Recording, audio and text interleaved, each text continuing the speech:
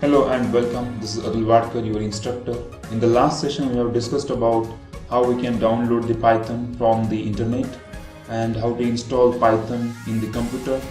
Then we have discussed how we can open the Python shell and how we can write some basic programs in it. We also discussed that how the shell can be used as a basic calculator. There we have written some basic mathematical expressions and we have tried to execute those instructions. Now when we talk about Python, now it is called interpreted programming language, and the other programming languages such as C, Java, they are treated as compiled programming languages. So what is the main difference between compiled programming languages and the interpreted programming languages, that we'll discuss today. Initially, whenever you have source code and that is executed on machine, so it follows some process. So as I have already discussed, that the source code or the Python or any other programming language such as C is not directly suitable for the machine, or it is not directly audible to machine. So what is done, that language is translated to some machine code by using some software called translator or interpreter. And after translating, the machine will execute the machine code. In case of compiler, what happens, the entire code is translated in one go and after that it is executed. For example, this is the source code, this is the working of your compiler. If this is to be a source code written in any programming language, that will be the compiler software is going to read the entire file, the complete source code. Then the complete source code will be translated to machine code and after that it will be executed on the machine. In case of interpreter, what happens, there is a source code. Now instead of reading the entire code or the complete code, it will read a line by line. So it will read the first line of that code, that is interpreted or translated to machine code, and then it is executed. Again it will read the second line, again it is translated to machine code, and then it is executed. So this is what happens in case of interpreter programming language.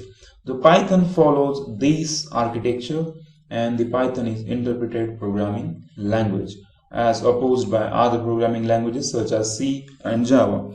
We'll also understand how it is interpreted programming language with the help of some example. So we'll start actual programming using idle, and in the last section, as we have discussed how to write some basic expressions and basic instructions on the Python shell, this time we'll discuss using the Python editor. So let me open the IDLE. So as I said, there is no shortcut created for IDLE on the desktop. So what you have to do, you just have to search IDLE in the Windows search, and then you can find this software. Or otherwise you can also create the shortcut on the desktop as well, or you can pin to your taskbar as well, but I'm not doing that, so I just open this IDLE. So this will take few seconds, and after that the Python interpreted software is open. Now this is IDLE as we have discussed in the last session. Here we use complicated things like this. So this is also executed. So this is acting as a simple command window or the calculator. Even you can write some functions like print hello from Python, and you're printing it. So printing some messages very much straightforward and simple. Here you just have to type something and then print in bracket something in double or single inverted commas and hit enter. Also we have discussed that we can take some variables also, like b equals to 5, and then you can write c equals to a plus b, and then you can print the c. So here you can get some result. So the problem here was not I was not able to modify. Instead of addition, if I want subtraction, then I can't actually change here because this is the interpreted programming language. So once I enter an instruction, that will be executed, and after that it is not possible to modify it. But in case of compiled languages, the entire code will be translated in one go. So that is different thing. So here this is not the drawback of this Python shell, but Python ideally also provides you a built-in editor, the Python editor. So what you can do, you can just click on here Python, or from the file menu, new file, or there is the shortcut key Ctrl+N. So by any means you can land up here and you can find out this thing. This is initially marked as untitled as it is not saved by name, so the name is untitled, but you can save by some name. So you get some options from the format, then edit and these things. So we have to type some code over here. So I'll write a equals to 10, then b equals to 5, then c equals to a plus b, and then simply write print c. Okay. Now you have to save this program. Either by you can put Ctrl+S or the save button, and now it will ask to save. Now you just save here by some name, or I just save by addition. Okay, by the name of addition. So it will be saved by addition.py. So you need not to give any extension. Automatically the extension will be .py as it is Python code. Now it is saved by addition.py, and you can choose the destination folder as well, but I am using the default folder, so that's okay. So you just save your code by some name. The name has to be what I can say, the relevant to your program. Otherwise it's not compulsory to give relevant name to your program. You can give any name, but I'll recommend to give the relevant name to your program. For example, this program is meant for addition of two numbers, so you just give name addition or something like that. If you give some names like xyz.py, abc.py, so you will not be able to get what this script is all about, and that decreases the readability of your Python scripts. So this is a simple Python code that we are going to execute. So the purpose of this was to show you how you can write the code in editor. So this is how I can write some code in editor. Then how to save this code. So simply file, save, or you can click Ctrl+S. So that will also save your code. Now it's time to execute this code. So again, one more thing, unlike shell, I can change something here and I can save it. So this was not possible in case of Python shell, but here it is possible. Now you can modify this program. So in the run, you can click on run module, or there is a shortcut key F5, so you can choose any option. After clicking, you will get the answer on the Python shell. So whatever the output is there, you can generate on Python shell. Now if I want to modify this file, so instead of 5 I just want to make 15, and instead of addition I just want to make subtraction. So that is also possible. So you can run from here. I can click on the run module, so it will run, and instead of 15 now you are getting different answer.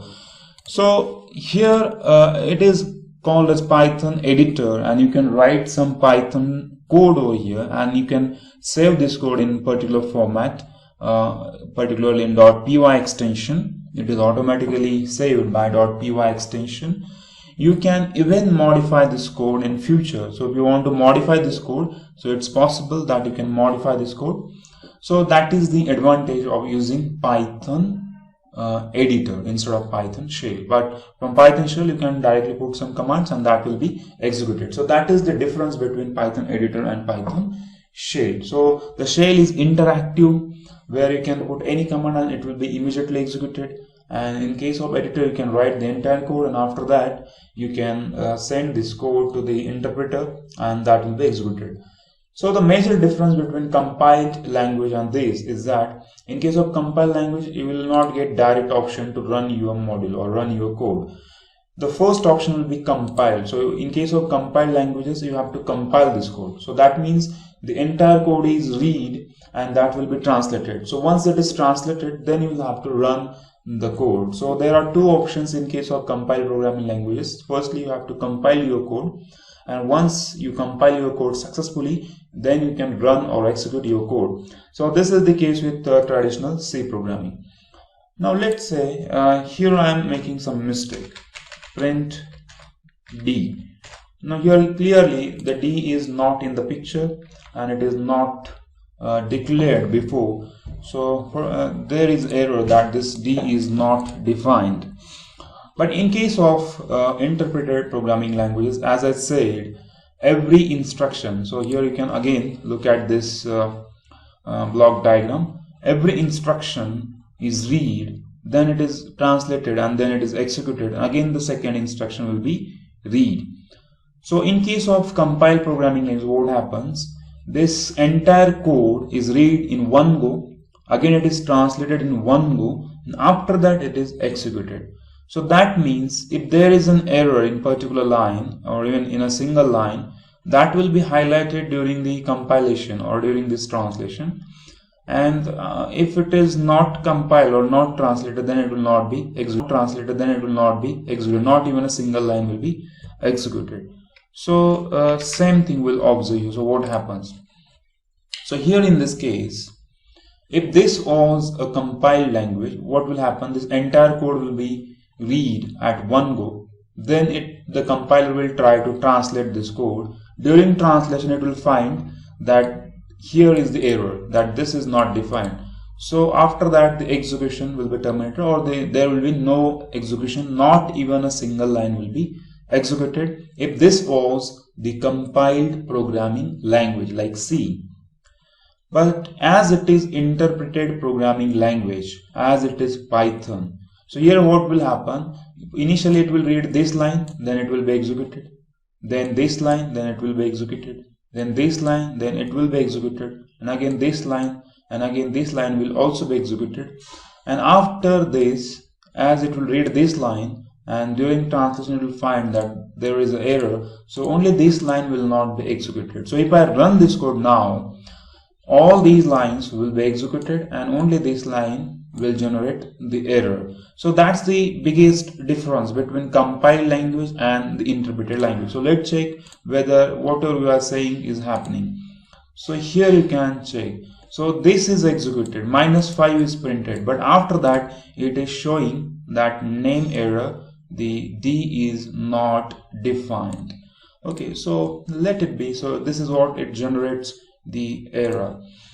Now we'll see the syntax of Python programming with the help of some small example. Now I'll delete this code. You can take a new file, or you can also edit in this file as well. So this is just a temporary file I'm using to just understand the syntax of Python. Now suppose you want to travel from destination A to destination B, and you know the distance between these two points, and also you are traveling in a car, so you also know the speed of your car. So this is again known to you. This parameter is known, and again this is also known to you. Now what you have to calculate? You have to calculate time required to reach at destination B. So this is what you have to calculate. So if I have a distance between 2 points A and B, for example, I am traveling from Pune to Mumbai, and I know the distance between these two cities, and also I am traveling in a car, so I know the speed of my car. So I just want to find out time required to reach destination B. So as far as the basic mathematical formula is concerned, so T, time, equals to distance upon speed. Okay, so this is what I am knowing. So with the help of this simple formula, I'll be able to calculate the time required to reach the certain destination. Now we are going to write a software or for this application. So we'll be using some variables and some instructions in Python to execute this software, and we'll try to find out the time required to reach a certain point from certain destination. So let's do that. Now let us write here the formula. So initially we'll take a distance as a variable. So this is distance equal to, let's say it is 300, and then I'll write here the speed of my vehicle equals to, let's say, 60 km/h. Now I need to find out the time required, t, which is equal to distance divided by speed, and then I'll write print t. Okay, so this is how I'll write code in Python if I want to execute this particular program or calculate distance between 2 points. Now I'll compare this thing with traditional C programming language. So I'll take a new file, one more file, and here I am to try to do the same thing in C language. Of course I'm not going to execute the C language code, but I'll show you if this was the C language code, how it would look like. So initially you have to write hash include the stdio.h. This thing is must. Then you have to write void main, or simply main you can write like this, and then curly bracket. Inside curly bracket you have to declare variables int distance equals to, let's say, 300. Then you have to use semicolon.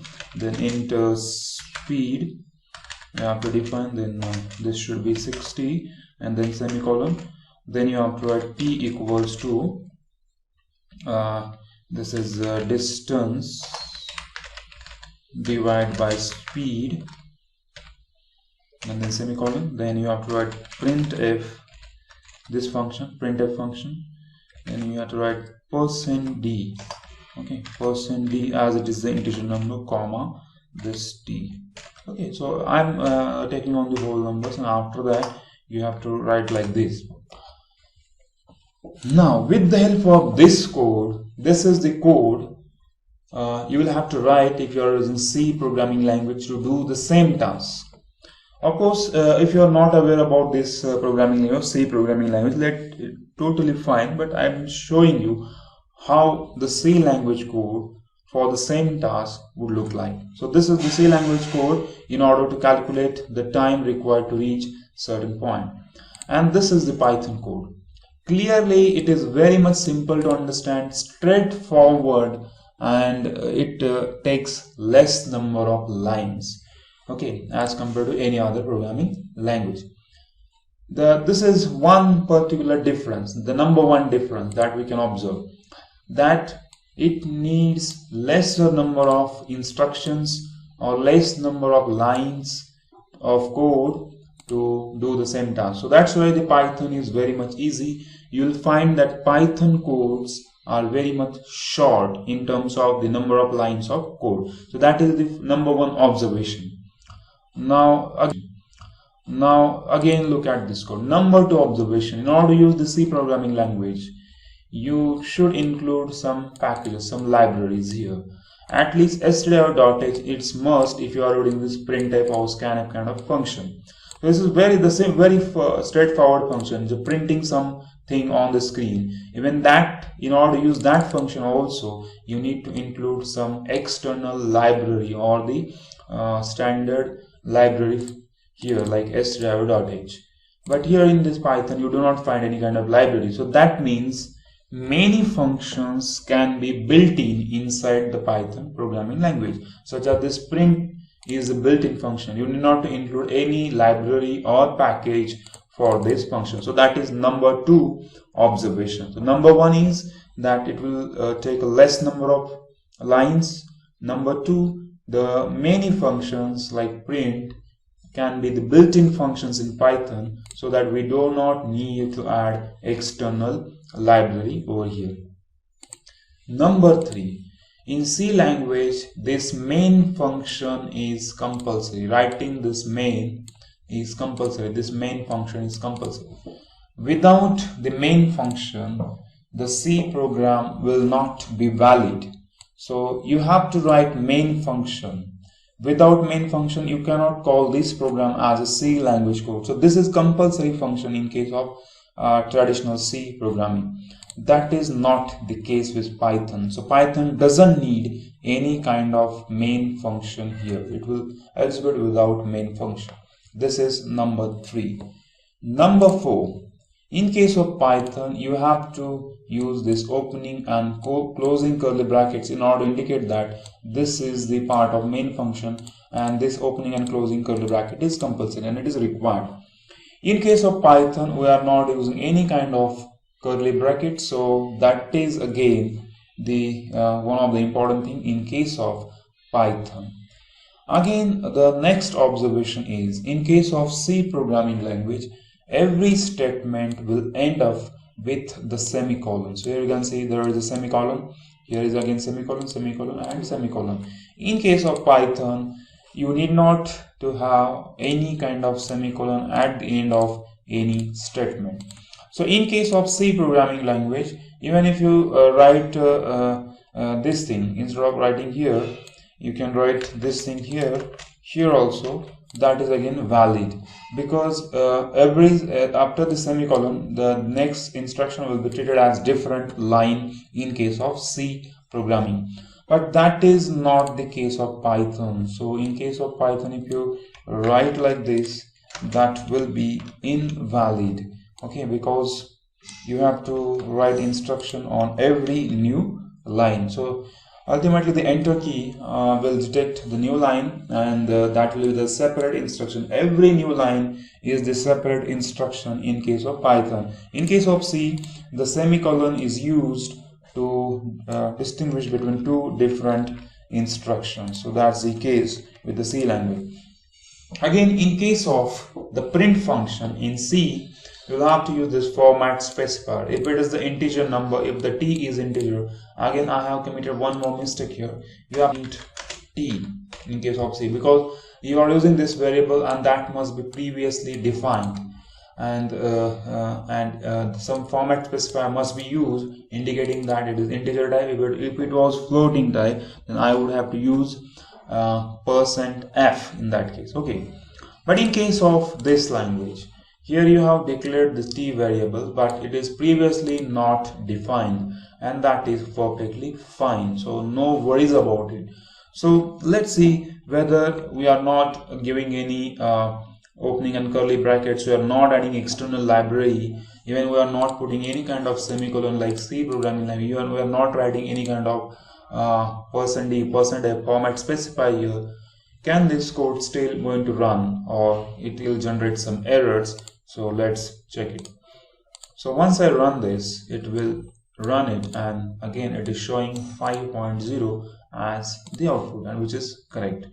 So this is all about how we can, or how it is different than the traditional programming. So it's very easy, straightforward, easy to understand and easy to learn. You just have to write this thing. In case of C programming language, you will have to define the variables like int distance, int speed, int t, the type of that variable. So here we are not defining any kind of type to this variable. So once I write like this, it is automatically, or its type is automatically assumed. So these are some common observations in case of this particular programming language. We'll also see how we can declare some variables, and also we're going to discuss about the operators in Python. We are not discussing here. We're just talking about the basic syntax in Python.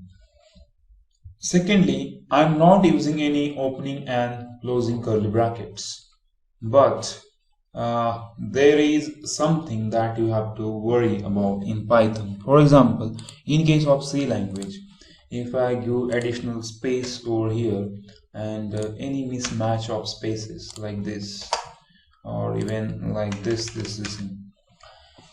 code looks it's not looking neat and clean, but it is completely valid in case of C programming language. So you can use any kind of spaces, because everything is taken care by this opening and closing curly bracket. So this opening and closing curly brackets in C language indicates that these statements is the part of this main function. In case of Python, as we do not have this main function, again we do not have this opening and closing curly brackets, so we can't use different spaces for each and every statement. For example, if I am doing like this, one additional tab space for this print function, and now let us try to run this code, not compile, sorry, as it is interpreted programming language. So let's try to execute this code. So I'm clicking F5. So it is asking it must be saved, so I hit enter. So it is saved, but no, what is there? Unexpected indent. So that is the error. That means this indentation is unexpected. These void spaces, 4 void spaces, are unexpected. You should not give spaces. Technically, the void spaces are called as indentation in Python.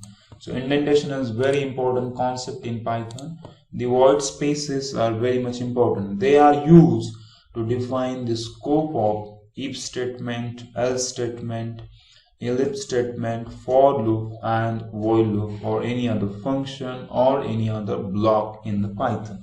So that's why you should properly use the void spaces in programming. So this is strictly not allowed in case of Python programming. You have to take care this thing.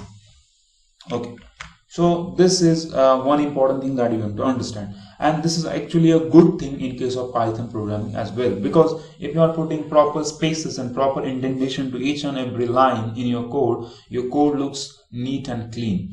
As you can see here, this is even this is valid code in C programming, but this is not looking neat and clean, and it's not that much readable.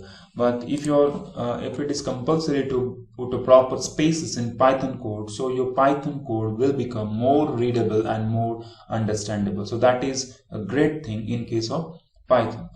So as this program is and we are writing this thing, can we give some comments in the program? So that we'll discuss. So if I have to write here that it is the distance in kilometers, so in case of C language I have to write like this, double slash, but as it is Python, so I'll write here in hash. So hash indicates a single line comment. So here you can write the distance is in kilometers, or if I want to write here this thing, the speed is in kilometer per hour. So 60 kilometers per hour. This is my speed. Now what is comment in the programming? The comment is optional. It is not required, but as a good programmer you will always put some comments in your code. Now what is comment? The comment is not for the machine. So whenever we'll execute this code on the machine, the comments are ignored. So anything followed by hash will be ignored by the machine. This is for user. For example, I am reading my code, so writing some notes. This is notes. These are some notes in my code. So by just checking out these notes, I can read this program more properly, and this is going to increase the readability of my code. So this is how you can write some single line comment in Python programming. Now how to write a multi-line comment in program? So in order to write multi-line comment, you just have to write triple quotes, then enter. Then you can write the program, or just title of your program. Just write here the title of your program. This is finding time required to reach destination. This is my title of my program. Then you can write the engineer's name who is doing this program. So let's say Mr. XYZ. Okay, then you can write some date, on what date it was created. Let's say it was on 12/12/20, or whatever you want, and after that you want to close this comment. So this is how you can write some multi-line comments. So this is generally multi-line comments are used in order to provide some documentation to your code. So you can put anything as a documentation for your code, like the title of your program, then engineers who are working on this project, and then date, or any other relevant information related to this particular project or related to this particular practical. Again, the multi-line comments can also be written by using single quotation marks, single, triple quotation marks. So if I run this, firstly let's check whether this thing, whatever I have done here, it's valid and the program is running perfectly. So let's run this and you will find that it's running very much perfectly, no issues with the comment. So these things are ignored, these things are not executed. So this is comment and this is for the user. Also, you can also write the single line comment, the multi-line comment using triple single quotes instead of double quotes. So that is also the same thing. You can write like this and you can save and run this. Again, in this case, no worries, no problem with the code and it is executing properly. So in Python, single quotes and double quotes are treated in a similar way. As far as the comments are concerned, you can write comments using triple single quotes starting and closing, and also the double quotes as well. So that's totally fine. Now let's do some experimentation with this print. Now as you can see, if we run this code, it's just showing 5. Now what exactly is 5 is? Is it liters, kilometers, or seconds, or hours? What is that? So I just want to add something here. So I can add very easily. Just you have to write time required. Okay, just write that colon and then give just this is, and then it will print. So let's say and run this. So again, time required equals to 5.0. Okay, but it's not showing any units. So I can add the units as well by like this again. So no need to do any string concatenation or putting some different format specifiers, and that thing is not required here. Simply run this. The time required is 5.0 hours. So it is very much simple from here. Now secondly, if you are talking about developing such software for general use, so any non-technical person is the direct beneficiary of this particular software. For example, you are designing an ATM machine where somebody has to withdraw the money. So every time you have to open the code of that ATM machine and you have to provide some instructions here, or you have to change the amount and pin in the code itself, then that will be more difficult and your software is not user friendly or not readable in that case. So if you are designing a software for general use, for others use, then it should be more interactive. Now how you can increase the interactivity of your, so instead of putting some hard-coded values like 360, I should take these values from the user as an input. Okay, so that's the important thing.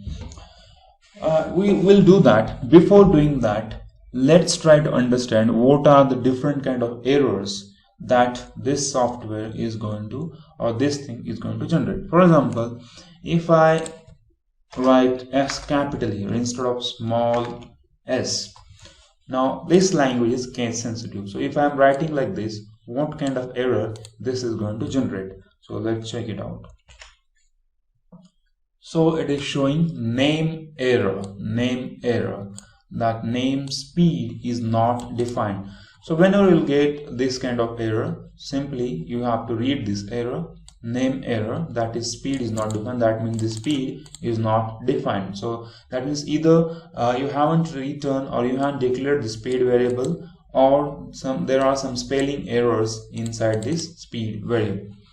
Now it also showing at what line the error has occurred. So it is occurred at this particular line.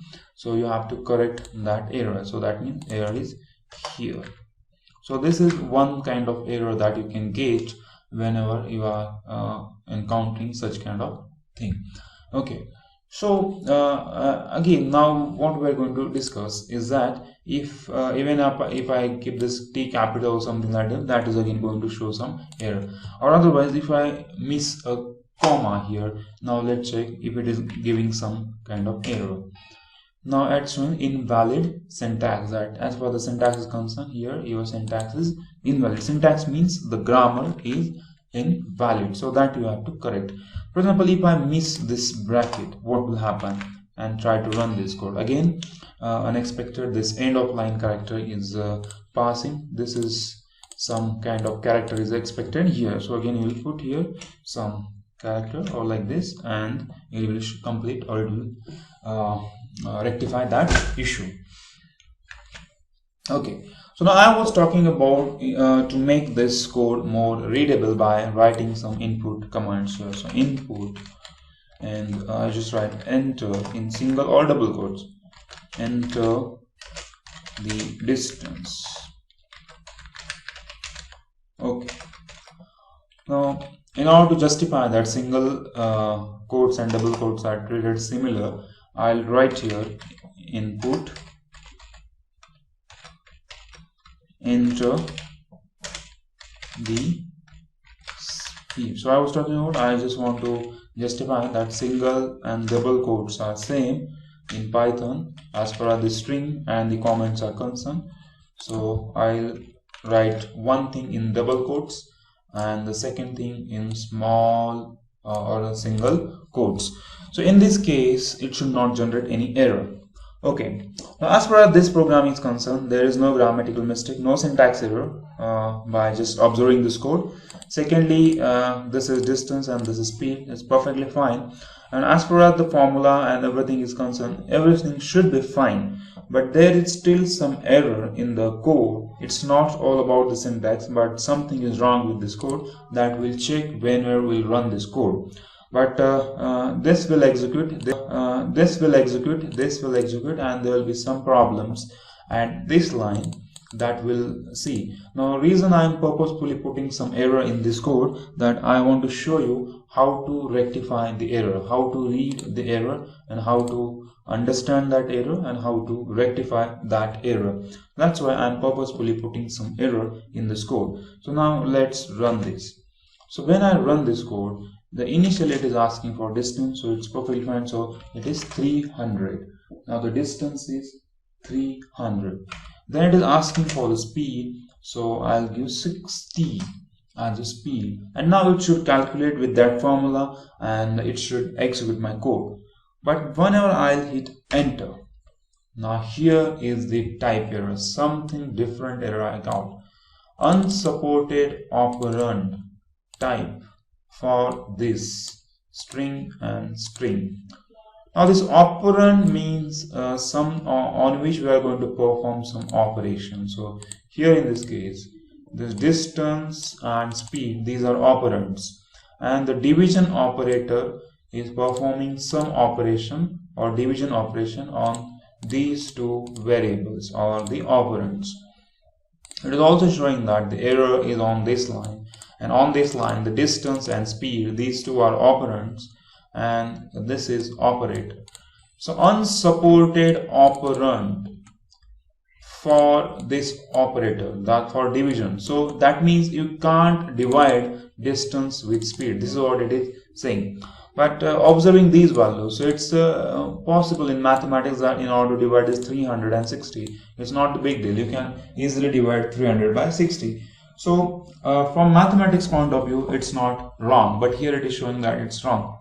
Secondly, it also giving us some hints. String, str stands for string, or it's a sequence of characters. That means this distance is a string and the speed is also string. That means the input function, the problem with this input function, the input function is accepting, or whatever will be the data that this thing will capture, that will automatically be treated as string. So that means this 300 is a string instead of a numeric value or the integer. Again, this 60 is a string, not the number. That's why it is not possible to divide two different strings. It is possible to divide the integers, it is possible to divide two floating point numbers, but it is not possible to divide two different strings. That's what this error is all about. So we can't divide two different strings, so that's why there is an error. So what's the solution for that? So solution is, the simple solution is, we need to typecast. Okay, we'll learn typecast in future lectures, but for this moment just understand typecast means converting from one type to another. So I write int, then bracket, so I'll convert that value to integer number, then bracket close, and again here int, then this thing, opening bracket and the closing bracket. So this will complete this thing, and now it is converted to integer, and after that it should be fine. So if I run this, so it is asking some value, so I'll put 300, and asking the speed, so I put 60, and now this time the time required is hours, so it's perfectly fine. So this is how now this becomes more readable and more understandable. Secondly, it is interactive. So this is what we can make our simple Python code more interactive.